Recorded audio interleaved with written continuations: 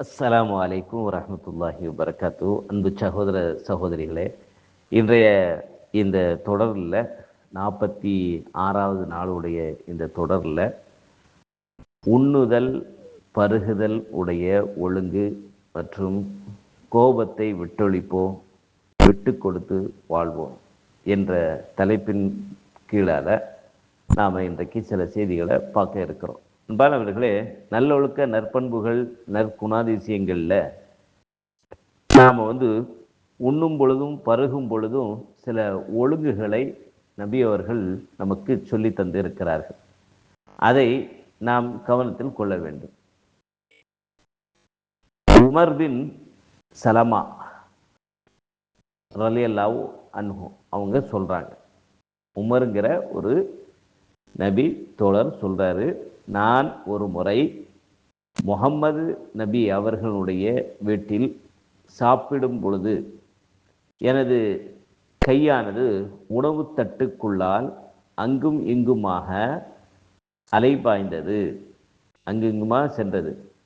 அப்போது நபி அவர்கள் என்னை நோக்கி, சிறுவனே, இறைவனின் பெயரை கொண்டு ஆரம்பம் செய். நீ சாப்பிடும் பொழுது பிஸ்மில்லா சொல்லு, பிஸ்மில்லா அப்படின்னு சொன்னால் போதும். அல்லாஹ்வின் பெயரை கொண்டு ஆரம்பிக்கிறேன் என்று அதனுடைய பொருள். பிறகு உனது வலது கையால் சாப்பிடு. உனக்கு அருகாமையில் எது இருக்கிறதோ அங்கிருந்து சாப்பிட தொடங்கு. உணவுடைய மைய பகுதியில் நடுப்பகுதியிலிருந்து சாப்பிடாத, உனக்கு ஆப்போசிட் பகுதியிலிருந்து சாப்பிடாத, உனக்கு அருகாமையில் உன் கை தட்டுக்கு அருகாமையில் எந்த பகுதி இருக்கோ அதிலிருந்து சாப்பிடுங்க அப்படின்னு சொன்னார். அதே போன்று சாப்பிடும் பொழுது சாப்பிடுவதற்கு முன்னர் பிஸ்மில்லா என்று சொல்ல வேண்டும். அப்படி சொல்ல நாம் மறந்துட்டோம்னு சொன்னால், ஞாபகம் வந்த உடனேயே பிஸ்மில்லாஹி அவ்வலுஹு ஆஹிருஹு, பிஸ்மில்லாஹி அவ்வலுஹு வ ஆஹிருஹு, பிஸ்மில்லாஹி அவ்வலுஹு வ ஆஹிருஹு என்று நாம் சொல்லிக்கொள்ள வேண்டும். வலது கையால் சாப்பிடணும், வலது கையால் தான் நம்ம குடிக்கணும். உணவு சாப்பிட உட்கார்ந்தோம்னு சொன்னால் நமக்கு அருகாமையில் இருந்து தான் சாப்பிடணும். சாப்பிட்டு முடித்த உடனே அல்ஹம்துலில்லாஹ், அல்லாஹ்வுக்கே எல்லா புகழும் என்று சொல்ல வேண்டும். இது ஒரு செய்தி தான். ஆனால் இது அல்லாமல் இன்னும் சில செய்திகள் இருக்குது. அதனுடைய விஷயத்தை நம்ம கொஞ்சம் மேலோட்டமாக சொல்கிறேன். நாம் சாப்பிட்றதுக்கு முன்னால் நம்ம கை இரண்டையும் கழுவி கொள்ளணும். நாம் சாப்பிடக்கூடிய பாத்திரத்தை முதல்ல நம்ம தூய்மைப்படுத்தி அப்புறம் உணவுப் பொருளை நாம் எடுத்து வைக்கிறோம். எடுத்து வச்சதுக்கு பிறகு நாம் சாப்பிடும் பொழுது நாம் பிஸ்மில்லா அவசியம் நாம் சொல்லணும். சொல்லிவிட்டு அப்புறமாக நமக்கு தட்டில் நம்ம ஓரத்தில் எது இருக்குதோ ஓரப்பகுதி, நமக்கு முன்னால் எந்த பகுதி பக்கத்தில் இருக்கோ அங்கேருந்து என்ன செய்யணும், சாப்பிட ஆரம்பிக்கணும்.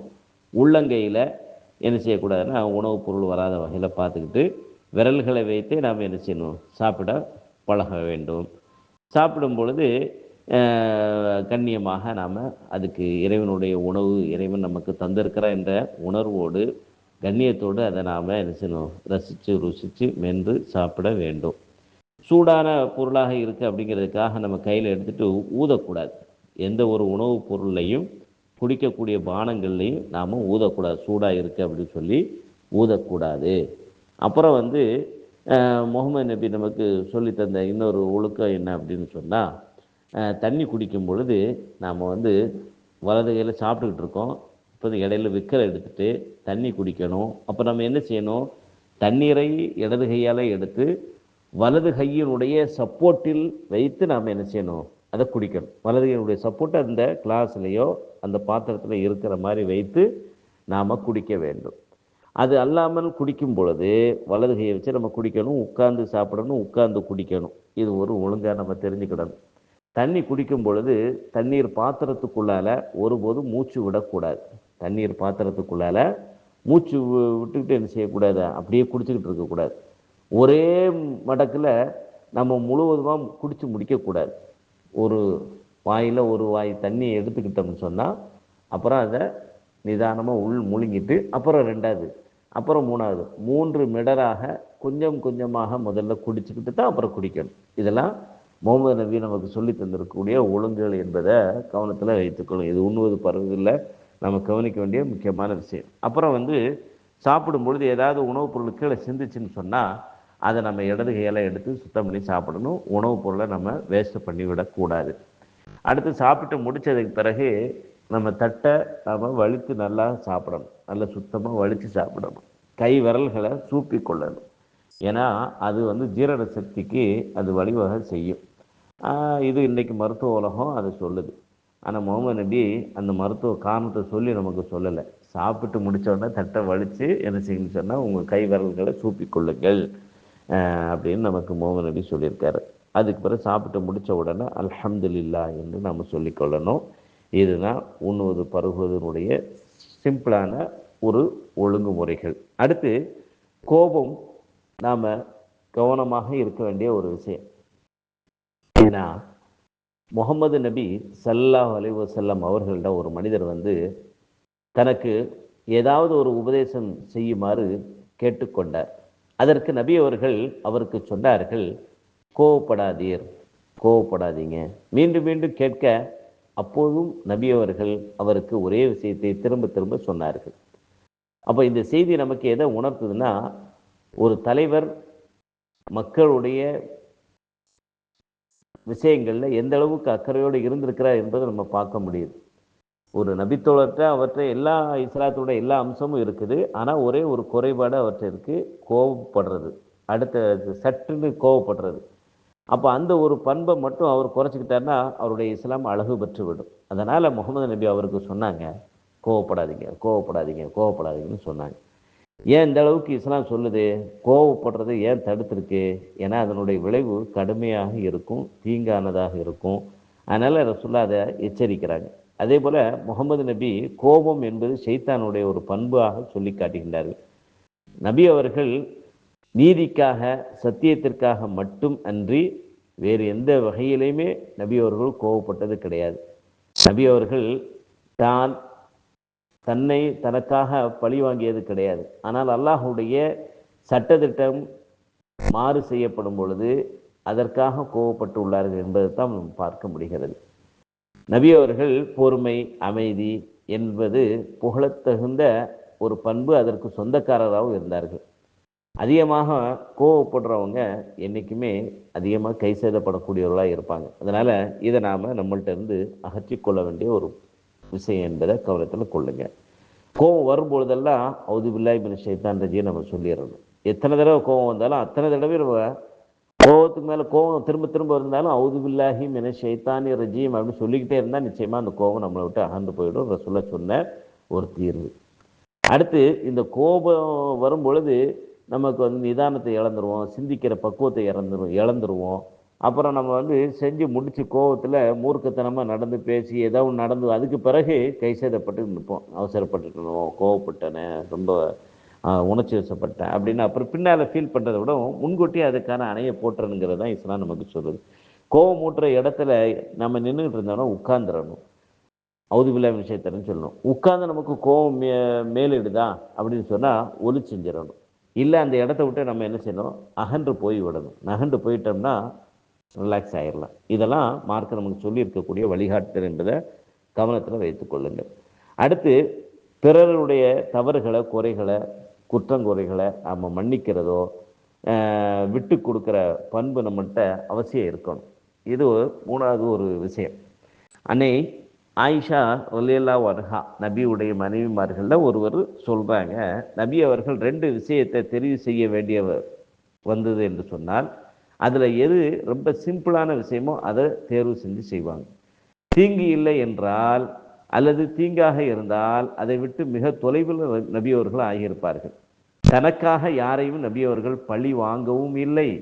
யாரும் இறைவனுடைய விஷயங்களில் அத்துமீறி இருந்தால் அவர்கள் இறைவனுக்காக பழி வாங்கி உள்ளார்கள். இஸ்லாம் ஒரு இலகுவான மார்க்கம். ஒரு விஷயம் பாவமானதாக இல்லை என்றால் இஸ்லாம் தாராளமாக விட்டு கொடுக்கும்.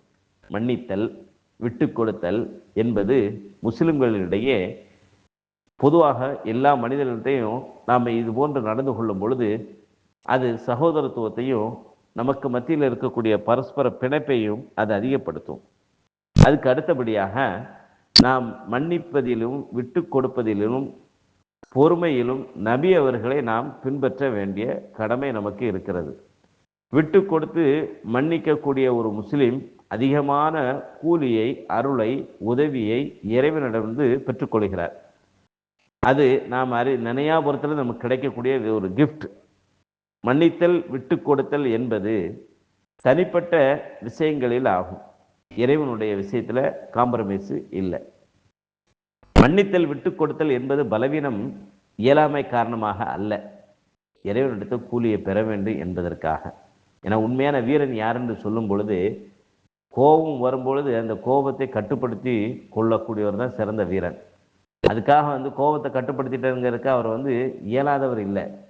தன் கோபத்தை எதிராளியின் மீது, முன்னால் உள்ளவர் மீது முழுமையாக செயல்படுத்தி வெற்றி காண முடியும் என்று இருந்தாலும் தன் கோபத்தை அடக்கி கொள்வோர், கட்டுப்படுத்தி கொள்வோர் தான் சிறந்த வீரன் என்று முகமது நபி சொல்லியிருக்கிறார். அப்போ அதில் மன்னிச்சு விட்டு விடுறது என்பது அது மிகப்பெரிய பண்பு, உயர்ந்த பண்பு. அதனால் தமிழில் கூட சொல்லுவாங்க, மன்னித்தல் மகேசனுடைய பண்பு. அதாவது இறை பண்புக்கு நிகரான, இறைவன் பண்புக்கு நிகரான இறை அருளை பெற்று தருவதற்கு ரொம்ப நெருக்கமான ஒரு விஷயமாக அந்த மன்னிக்கக்கூடியதை, விட்டு கொடுக்கக்கூடியதை, என பழி வாங்கிறத, தனக்காக கோபம் வரும்பொழுது அதை பழி வாங்கிறத விட்டு விடுறாங்கல்ல, அவங்களுக்கு மிகப்பெரிய கூலி இறைவன்கிட்ட இருக்குது. அடுத்து அசத்தியத்தை கண்டு நாம் அமைதியாக இருக்கக்கூடாது. மன்னிப்பிலோ விட்டு கொடுத்தலிலோ அது வராது. ஒரு ஆள் குடிக்கிறாரு, நம்ம மன்னிச்சு விட்டுருவோம் அப்படி இல்லை. அவருக்கு நம்ம எடுத்து சொல்லணும், அதை புரிய வைக்கணும், அதை கண்டிக்கணும். ஏன்னா அந்த இடத்துல நாம் மென்மையாக நடக்கணும், மன்னிக்கணும், மறைக்கணும் அப்படின்னு சொல்லி நம்ம போனோம்னா அவரை மேலும் மேலும் தவறு செய்ய அது தூண்டும் என்பதை நம்ம கவனத்தில் கொள்ளணும். அப்போது இறைவனுடைய விஷயத்தில் காம்ப்ரமைஸ் ஆகக்கூடாது. ஒரு முஸ்லீமாக ஒரு மனிதர் ஆனதற்கு பிறகு சமாதி வழிபாட்டையோ அல்லது சிலை வழிபாட்டையோ உருவ வழிபாட்டையோ அல்லது எல்லா மதம் சரியானது தான், எல்லாம் இறைவன் ஒருத்தன் தான் சொல்லுது, அதை வணங்குற விதம் தான் வித்தியாசமாக இருக்குன்னு சொல்லி எல்லாத்தையும் சரி கண்டு போயிட்டு இன்றைக்கி முஸ்லீமாக இருக்கக்கூடியவங்களே சிலர் சமாதி வழிபாடுன்னு சொல்லி தர்காக்களுக்கு போகிறது, சர்ச்சுகளுக்கு போகிறது, கோயில்களுக்கு போய் நினைக்கிறது, நேர்ந்துக்கிடுறது, இதெல்லாம் ஈமானை விட்டு, இஸ்லாத்தை விட்டு ஒரு மனிதனை வெளியாக்கக்கூடிய ஒரு விஷயம். இறைவனை கோவப்படுத்துகின்ற ஒரு முக்கியமான செயல் என்பதை நம்ம புரியணும். ஏன்னா வணங்குவதற்கு தகுதியான இறைவன் அல்லாஹ் ஒருத்தனை தவிர வேறு யாரும் இல்லைன்னு சொல்லி இருக்கும் பொழுது அவனுக்கு இணையாக பல உருவங்களையோ தெய்வங்களையோ சமாதிகளையோ நாம் ஏற்படுத்துவது என்பது இறைவனுக்கு செய்யக்கூடிய மிகப்பெரிய துரோகம், அநியாயம், அக்கிரமம், மிகப்பெரிய பாவம். அந்த பாவத்தை செய்யக்கூடியவங்களுக்கு இறைவன் ஒருபோதும் மன்னிப்பு வழங்க மாட்டான் என்றெல்லாம் குர்ஆனில் சொல்லி காட்டப்பட்டு இருக்கிறது. ஆகவே நம்மள்கிட்ட இருக்கக்கூடிய நல்லொழுக்க பண்புகளை, இந்த 3 விஷயங்களையும் நாம் கூடுதலாக கவனத்தில் கொள்ளணும்.